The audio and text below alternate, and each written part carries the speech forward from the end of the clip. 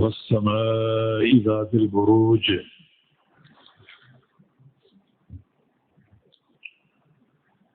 اس سورت کا دو حوالوں سے احادیث میں ذکر ملتا ہے۔ پہلی بات تو یہ کہ یہ مکی سورت ہے، مکہ مکرمہ میں نازل ہوئی، اور احادیث مبارکہ میں دو حوالوں سے اس کا ذکر ملتا ہے۔ ایک مسند احمد کی روایت ہے، سیدنا ابو ہریرہ رضی اللہ عنہ فرماتے ہیں کہ کان رسول اللہ صلی اللہ علیہ وسلم یقرأ فی العشاء الآخرہ والسماء ذات البروج والسماء والطارق، کہ رسول اللہ صلی اللہ علیہ وسلم عشاء کی نماز میں بعض اوقات یہ دو سورتیں پڑھا کرتے تھے، والسماء ذات البروج اور والسماء والطارق۔ اور ایک اور حدیث ہے جو ابو داؤد، نسائی اور ترمذی میں موجود ہے، جابر بن سمرہ رضی اللہ عنہ کی روایت سے۔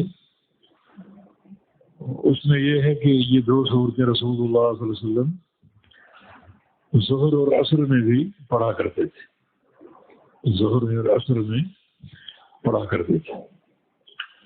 سوال یہ ہے کہ ظہر عصر کی نماز تو سری ہوتی ہے، ان نمازوں میں قرات جہری نہیں ہوتی، تو انہیں کیسے معلوم ہوا؟ دراصل سری نمازوں میں نبی علیہ السلام کی قرات کا طریقہ احادیث میں موجود ہے کہ یسمعنا احیانا، کہ کبھی کبھی کوئی آیت کریمہ آپ سنایا کرتے تھے، آہستہ آہستہ پڑھتے تھے، اور کبھی کبھی ایک آدھ آیت اونچی آواز سے پڑھتے اور ہمیں سنایا کرتے تھے۔ تو اس سے یہ بات معلوم ہو سکتی ہے کہ آپ صلی اللہ علیہ وسلم کون سی سورہ مبارکہ تلاوت کر رہے ہیں۔